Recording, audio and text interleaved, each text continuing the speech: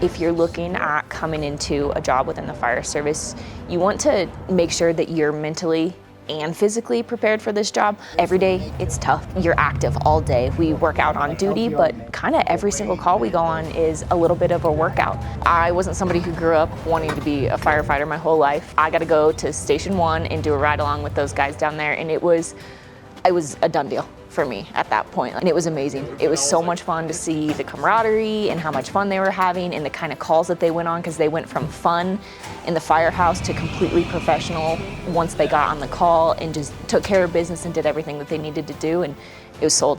I knew at that point, like, this is for me, and that's what I want to do now. I want to be part of that team. It's physical, it's mentally challenged, it's physically challenging, and that's part of the reason why I love it, and it's so fun, and it's a job like none other, and wouldn't change it for the world.